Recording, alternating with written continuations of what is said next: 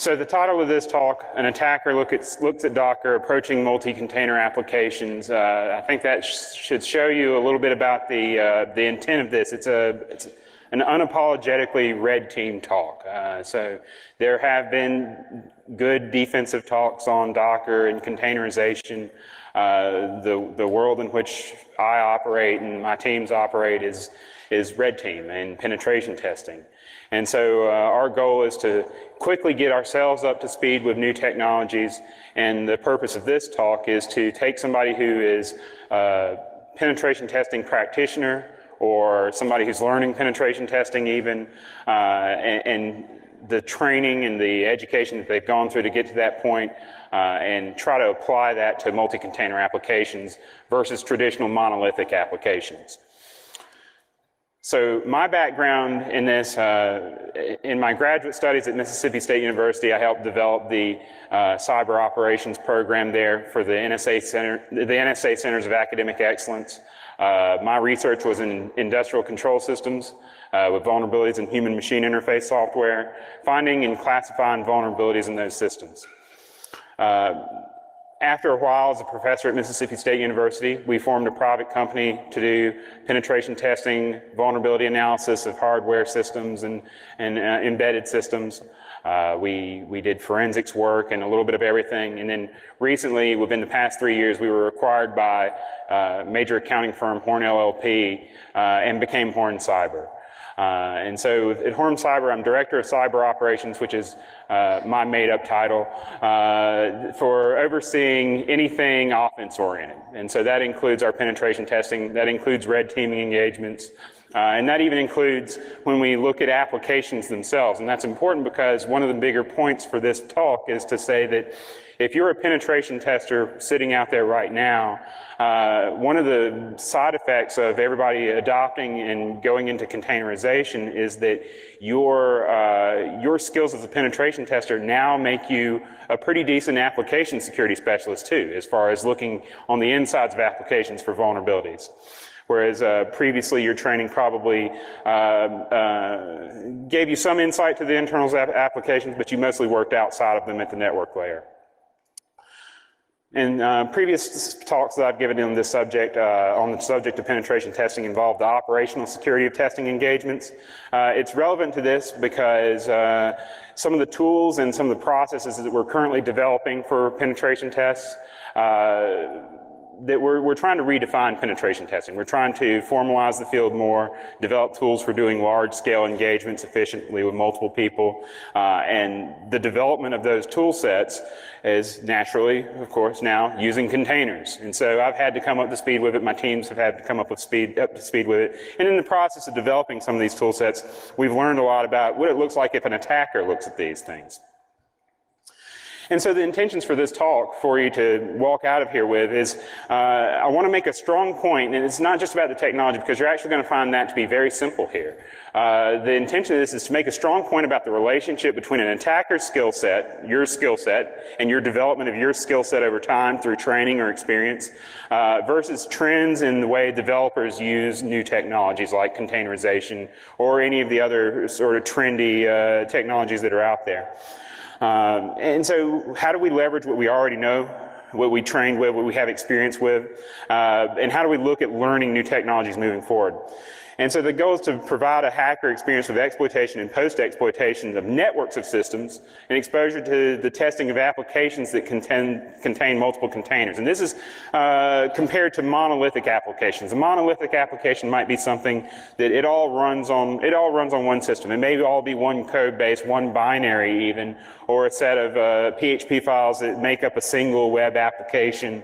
There's a lot of different things here, but essentially it's one program flow. It may have forked copies of itself and threads and things like that, but ultimately it's one sort of monolithic program. And to gain insight into how it works, you need to hook into variables. You need to attach with a debugger. You need to be in memory space alongside with it.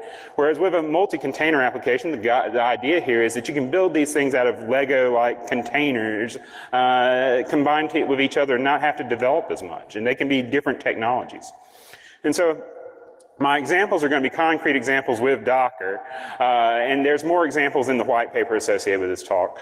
And the things that I'm showing just leverage common practices in pen testing. The inspiration for this speech is H.D. Moore and Val Smith's DEF CON 15 talk, which is ancient now, but I think it's a classic, Tactical Exploitation. And so they covered sort of a penetration testing in tactical techniques and tricks and tips and things, and it's a very good talk if you haven't seen it.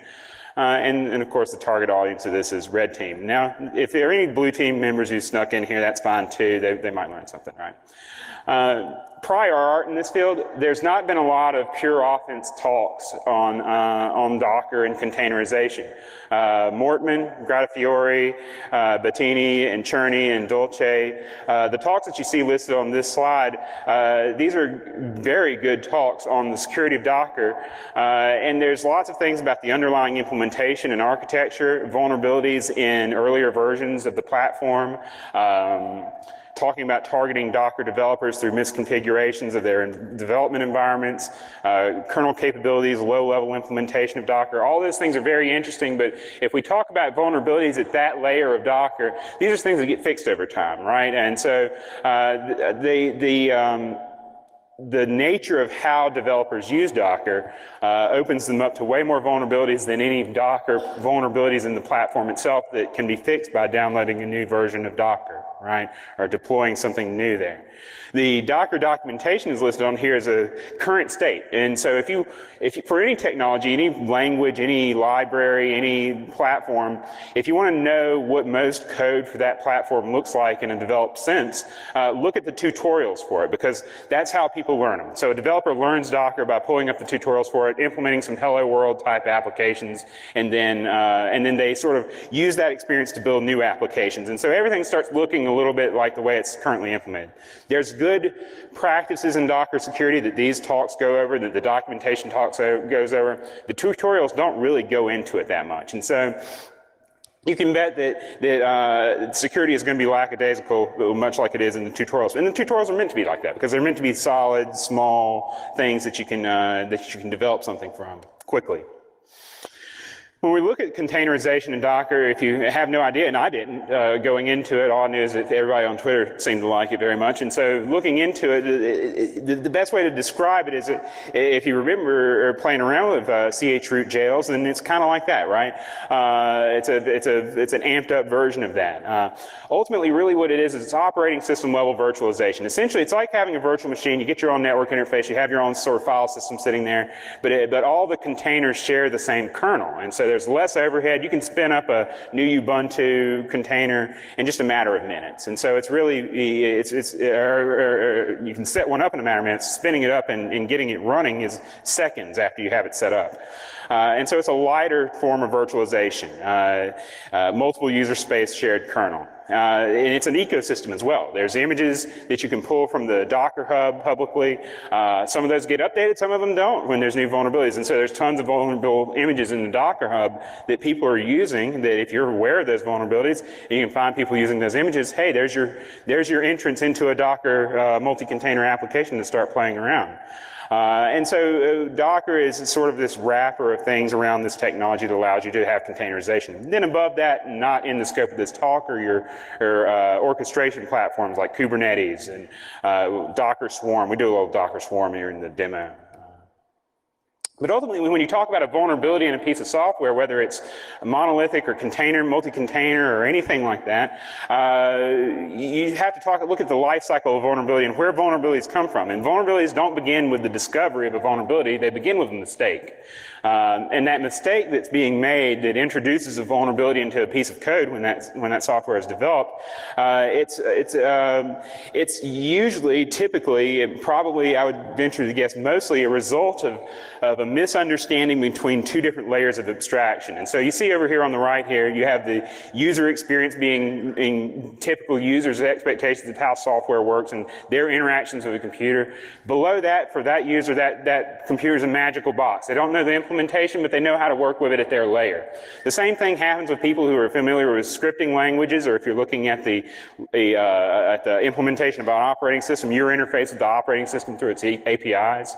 You have high-level languages like C and C++ that are compiled, and that sort of sits at a layer of abstraction closer to the metal than a scripting language does. Below that, you have things like, you're dealing with things like machine code and disassembled code and virtual memory spaces and things like that. And then underneath that, there's even more and more. It's turtles all the way down, right? And so you have ring 0, and then you have your hypervisors, and then you have, well, maybe that whole thing's running on a virtualization, and so there's a hypervisor underneath that. You never know how far it goes down, but eventually it gets down to the point where it's bare metal, it's silicon, right? And so things that I wish I'd have had a degree in computer engineering instead of computer science for. And so you either misunderstand how one layer interacts with another. So if you're a C programmer, you write something and you think that it's going to handle your buffers for you and checking the links of things, and you don't understand stack frames, you don't understand saved frame pointers and instruction pointers and things like that. And so you just start putting stuff in there, and you've overwritten it, and you see a seg fault, and you're like, well, I've made a mistake. I went out of bounds on this thing. But an attacker who understands at a lower level of those stack frames, they're going to own you over that, right? They're going to figure out, okay, well, there's this critical data out here that's sitting on the stack that I have control over now. What can I do with that? And so the attacker typically works at a layer lower or even lower than that of the defender or the developer. And so if you're a hacker, if you're an attacker, pen tester, cyber criminal, whatever, how do you keep up with this sort of thing? And so there's a lot of technologies, and the whole adage of a defender has to be right all the time, an attacker only has to be right once. I won't argue with that in this talk, but really there's another adage, there's another issue here where a developer only has to know their platform and their language. An attacker has to be familiar with basically anything they could run up against. The team members that I have that do penetration tests, they don't get to choose the language that the target's implemented in. They have to learn PHP, they have to learn Ruby, they have to learn Python, they have to learn everything, PHP against their will, right? And so there's lots of languages and protocols and platforms and frameworks at varying levels of abstraction, and horizontally there's lots of different technologies at those layers. And so there's two dimensions there where your skills and attack can have gaps, and you need to always work towards filling those, even if it's something trendy and nonsense sounding, like super cloud or blockchain or containers and all the things you see out in the Business Expo, right? And so if you're talking about development, movement, and abstraction in development, when you're developing an application, and if you're developing a web application, you can think of movement in these terms. Originally, you had people writing CGI binaries in C, right? As nasty as that sounds, as terrible of an idea as that sounds nowadays, people did that, and even nowadays on embedded systems, you're going to still find that.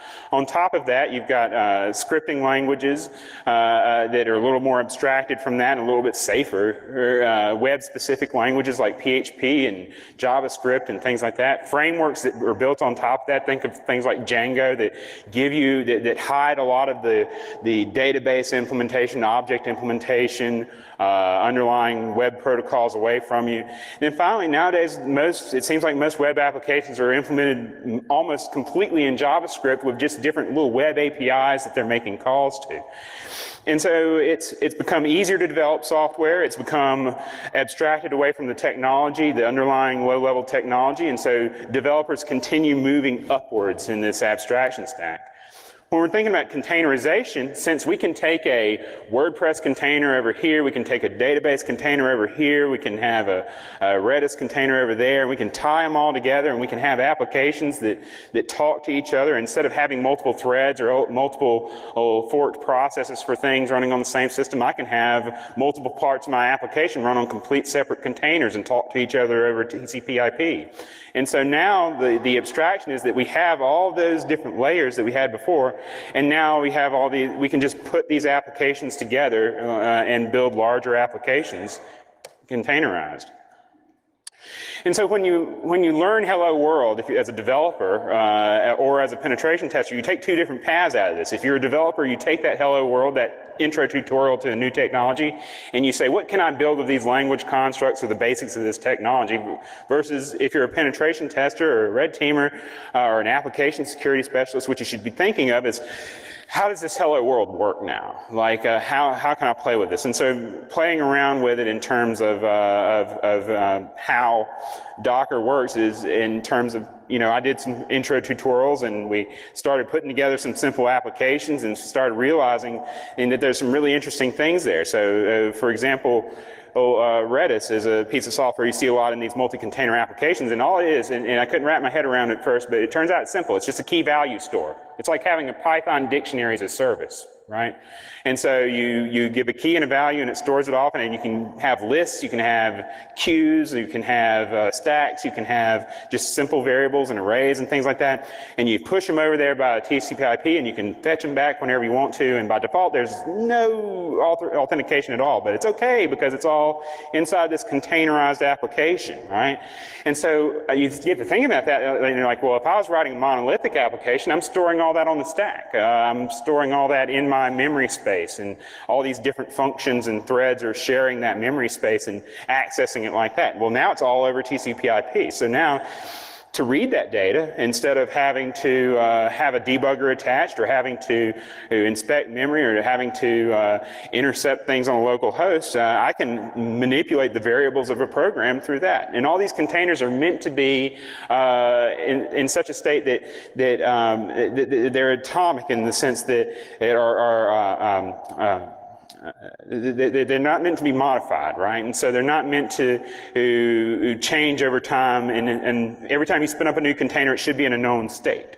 And so to keep state, you have to have these things like Redis out there holding your state. And so manipulating it is important. And so as the average developer goes up the stack in the sense of using more and more abstracted technologies, those abstracted technologies become more important. Docker and containerization in general, Kubernetes, is going to become more and more important to application security testers. As a penetration tester, you're going to see more and more of these applications. So it's important you learn them. There's going to be new bug classes associated with this, just like every new language brings new bug classes. But it needs purposeful development and training. You actually have to go out and study this. I don't think there's any breaking Docker training classes out there yet.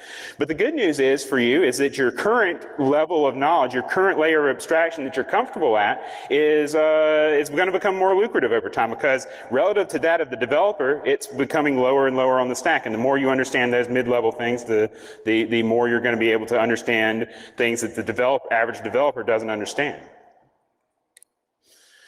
And so we have control over execution, and as an application developer, if you're looking at a monolithic application, your goal is to gain code execution, and or to otherwise turn code against itself. A ROP chain is your classic example of that. If you're doing malware analysis, oftentimes you'll be instrumenting that binary. If you have at a higher level of abstraction, if you're looking at web APIs, you're writing code to call those web APIs directly to do interesting things. CSRF, you're making somebody else's browser do those things. And so now what we're looking at is you have this skill set that works at this level, but now your ability to do things between systems, man-in-the-middle attacks and these web API type things, that gets you into the insides of a newer application. And so it's a useful shift for attackers. Containerization, it allows for the design of applications that are composed of many independent single-purpose services. If you need more, so for example, in an application I'm making, I have several different agents grabbing information. It's an intelligence collection platform. It's grabbing tons of different information from different sources, and it's all kind of filtering up to a more centralized cluster of Elasticsearch instances. But to sort of kind of buffer all this out and to take care of these different things, these agents may be in different locations and things like that, to store that data temporarily or to buffer it, you'll have these Redis containers around with queues in them that you're pushing data into, and eventually it gets popped out and pushed off to Elasticsearch and things like that. And so it's cheap for me to spin up a completely new container just to have a new data structure to play with. And so what this is doing is it's democratizing post-exploitation manipulation and instrumentation. If you were to break into this intelligence collection platform, which I don't intend for any of you to do, if you were to break into this thing, then without any authentication or anything like that in place, you would be able to have some manipulation of that. You can connect to Redis and start dumping a list of queries that are made to it. You can start poking at the data, reading it and writing it, just as if you were attached to me as a debugger, as a monolithic application, and not even have to interrupt the processing of the program. And so where the best way to look at it, and with all application security testing, you're sort of in this state where an application security test is very much like a penetration test on a microcosm, right? You think instead of hosts talking to hosts, authenticating to each other, trading data, and doing things with each other over various network protocols, you have functions that talk to each other via parameters. You have internal protocols and data structures that you have to figure out. A containerized app basically has those properties of an application, but it is implemented as if it were an organizational network. And so you break into a containerized app, now you have a whole new network to pen test. So exploitation of this is going to begin with a vulnerability in the surface level of your attack surface of your application. Not all of your containers will have ports exposed, hopefully. I mean, maybe you'll run into one that does, right? But you're only going to have certain ports exposed to the outside of this containerization, and that's going to be the user interface. And the vulnerabilities there is what's going to get you in. When I demo this stuff, there's no 0-day here. There's a Joomla vulnerability that we're going to use to get into this application. But ultimately, it's all standard web technology. It's all things that you know how to exploit. Post-exploitation, which is what we're interested in, once you gain access to one of those containers, you have free run of the rest of it. And it doesn't matter at the Docker level, apparently, what ports you've stated to be exposed or not exposed for each application or each container. If you're on that containerization network, you can talk to any of those things if you're one of the participants of that network, so if you're one of the other containers. And so you may not only have one application alongside you there, you may have multiple applications that's all hosted on the same host. And you can use the usual tools that you have, although it can be a little bit awkward because these containers are very stripped down. If you're used to playing around with BusyBox instead of a full suite of tools, you'll be fine. And you'll have to, but a lot of times you'll have to transfer tools over. And so Docker as a target attack, as a targeted application platform, so you can have a Docker application that's a monolithic application, and so that's the easiest way. You have something implemented already.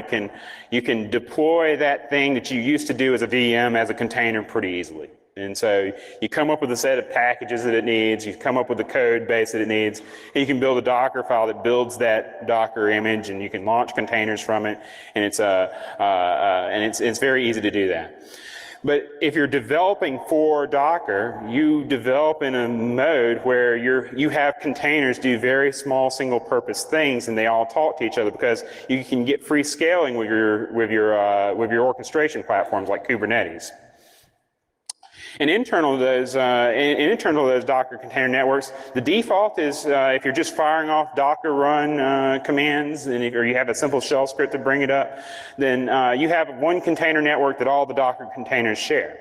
We'll look at a Docker Compose example that you can specify multiple different networks. And then the containers is defined what ports are published, but inside it, it's free game. The implications of this is, so through conventional exploits, it places you on an internal attack surface.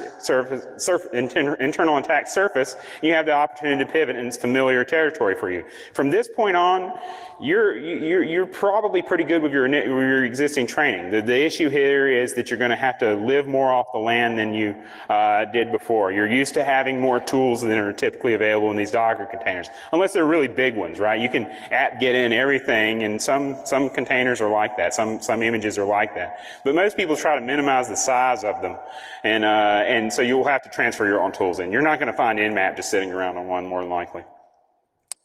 And you need to learn to identify them. And so one of those heuristics for identifying that you might be on one of these types of systems is you break into it, and it's very minimalistic, right? It's a fully featured web application, but the shell is BusyBox, right? And so that's a hint that, you know, maybe this isn't a typical Ubuntu server installation that we're dealing with here. But there's ways of identifying those networks, and the demo actually shows a command that you can use to sort of peek around in the proc file system and figure it out. But ultimately, you can also tell just by looking at the network layouts and other things that are sharing that private network with you.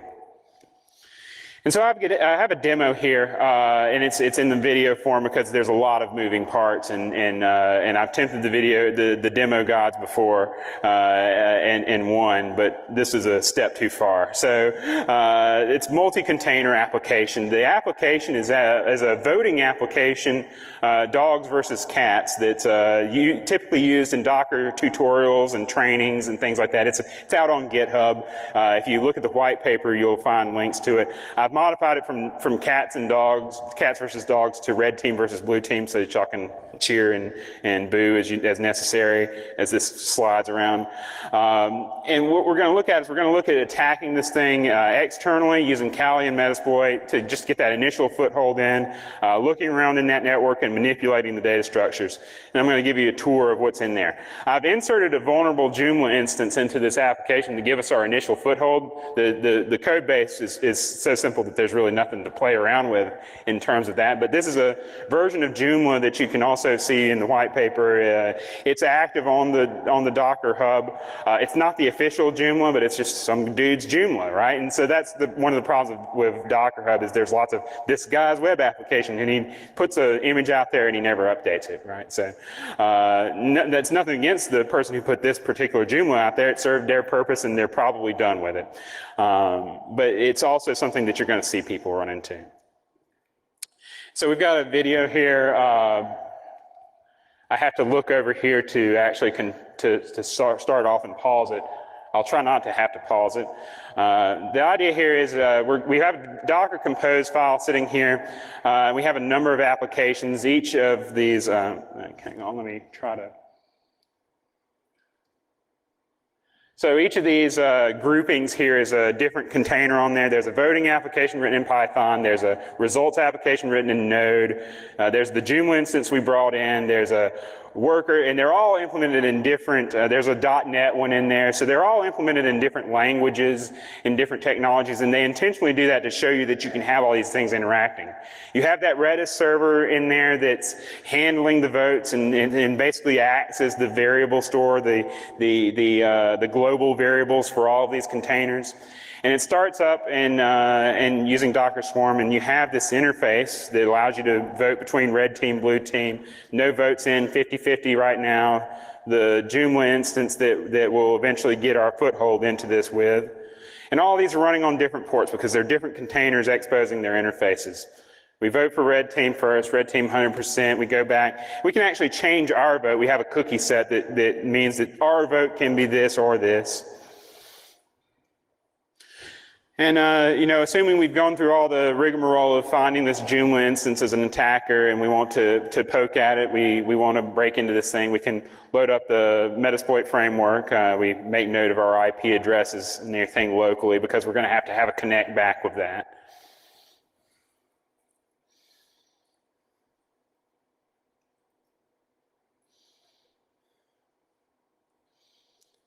Anybody want to guess how many takes this took? Let's see. All right. So we set up our remote host and our local host. Just did the payloads for this, PHP interpreter for this. The Joomla application we're breaking is a PHP application. We have it phoning home to us, and it's relatively straightforward stuff here.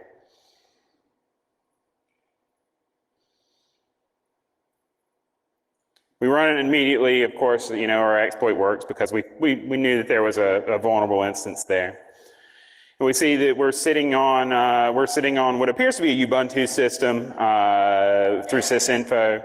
If we drop to a shell, we can show you that if you poke around in proc a little bit, and then so if you look in the C groups of proc, And if you want to know about C groups, you can get into like the details of Docker and everything, but there's a lot of Docker references in that, and really that's like your heuristic for seeing, oh, this is kind of where I'm at. If you poked around on the file system enough, you'd see that it's pretty bare bones, pretty minimal. There's often a Docker file sitting in the root folder of your container, although you can change that.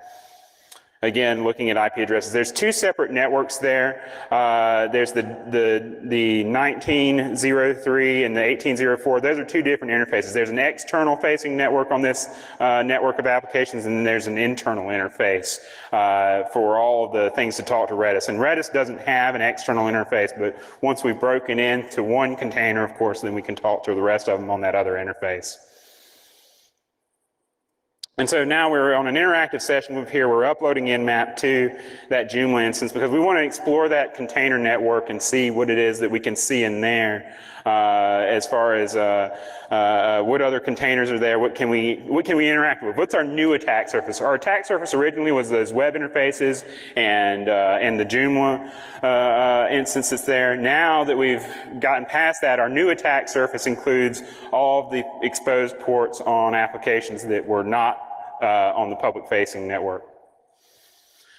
So here we do a full port scan of the first 10 hosts in the .18 network, and that shows us hosts that are up. And looking through there, we have there's names for some of them actually. There's you'll see that there's the voting app on the Frontier network. The DNS actually resolves some useful names for most of them. I think the Joomla, I didn't really give it a good name, so it doesn't.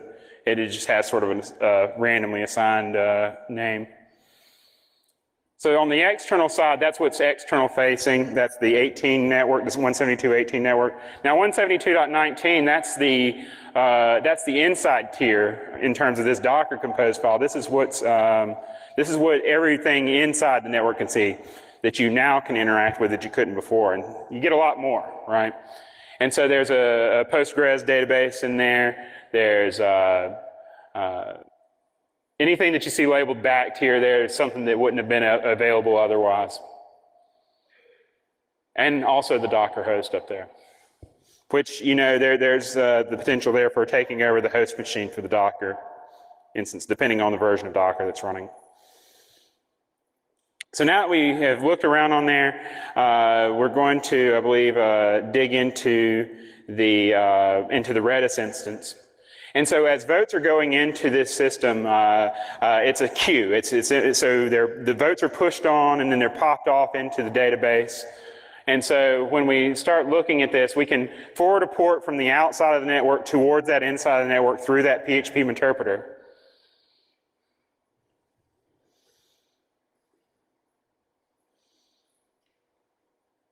Here we're going to look at the Postgres database first. That's what we're up to.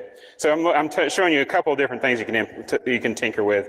In the default Postgres Docker image, you know, in most Docker images in general, don't have any authentication built in. You have to set options for them. And so are people going to do them? Maybe, maybe not. Even the tutorial on this doesn't. And so, of course, here we are playing around in the database. And so there's only one vote in there, the vote ID for the ID that we put in first. The vote is for A, which was for, I believe, red team. And we can insert a few more votes, right? And so once we've inserted those votes and quit out, we can look at this and see, now blue team's winning, right? So we logged in, we felt charitable towards blue and inserted a few votes on that. Next, though, there's the Redis queue. The votes are being pushed in by the voting interface into the Redis queue and then popped out and be put in the database. So there's also the potential to manipulate it there. That's like your local variable storage for it. And so interacting with Redis is relatively simple. You can just netcat into that thing and start playing around. And you get a console, and monitor is a command that lets you see current things that are going on there. And so there's something that's consistently popping, looking to see if there's new votes in there. And every time you vote, and I'm off the screen here pushing the different votes, every time you vote, it pushes on right. R push pushes on the right, L pops it off the left and into the database. And so it's continuously popping, looking for new things. And so now we know that it's always looking for new things. We can R push ourselves. And that's exactly what I believe we're about to do.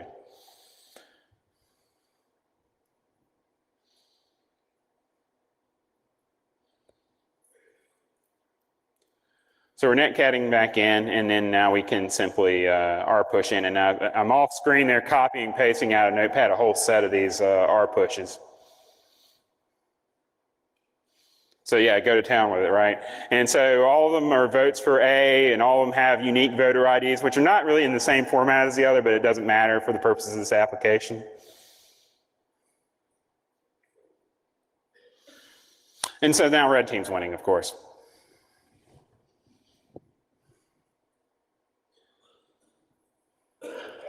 And so that shows you, after you break that external attack surface, you explore around, and then you can start interacting with things. And as you're doing all these things are things that are the mechanics of it, the tools that you're using are things that you're probably familiar with as a penetration tester, but now you're working on the insides of an application. And so you're working at a lower relative level than the developers were.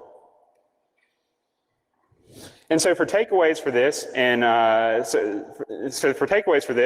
your existing offense-oriented skills are becoming useful at a lower relative position of abstraction relative to newer applications. And so if you're experienced with memory corruption and buffer overflow vulnerabilities and heap stuff and all that level of thing, issues with compiled languages, then congratulations, you're several layers underneath a typical application developer now, and you're going to be good at finding platform level vulnerabilities, and you're going to be good at finding vulnerabilities in binaries that are implemented in these systems that the developers of a multi-container application probably didn't even know that those binaries were even there. And so you have that aspect of it. The developers are moving up the stack, and even if you stay at the same place, you're in that new low level. If your experiences with scripting languages and vulnerabilities in PHP and vulnerabilities in web applications, then now you have that entrance into the rest of it. And using your host-to-host skills now after post-exploitation, you can move around in those applications. And so it's important to keep yourself up to date, though, because honestly, if it hadn't been for this, the first Docker host instance, the first multi-container application we would have run into, and we've run into some since doing this work.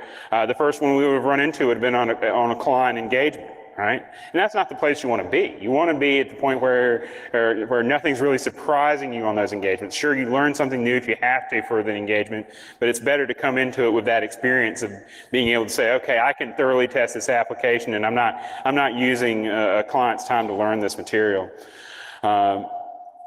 And so it's important to keep yourself up to date. And so even if technology seems like a trendy thing, as long as people are using it, as long as things you would classify as targets are using them, then then it's worth learning. And so chase those trendy technologies and look at the attack surfaces of them. All right, try to implement something in them yourself and learn how to develop for that. So, but ultimately this containerization, it represents an opportunity for attackers to leverage existing system and network level knowledge to explore these internals. And so, I'd encourage you to continue working on those sorts of things. And luckily, it looks like before this is over with, I've got a little bit of time for question and answer in here. After that's over, then I'll take questions in the wrapper room. But my contact information is up here. These are the two best ways of getting in touch with me. My DMs are open on Twitter at McGrew-Security, much to my dismay sometimes. My email goes straight to the phone. I always get a hold of it.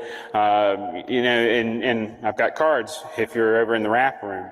The white paper that's associated with this, it goes into a lot of this stuff in a lot more detail than we can in the talk. That's available in the conference materials. It'll be up on our website, horncyber.com, within the next couple of days, if not today. And there's resources in there and lots of references. And so, this work's built onto the work of others, and so we can, I like to point people at other talks, other papers, other works on subjects so that they can get up to the same level I am. So if it's something that's in a reference in that white paper, it's something that I read.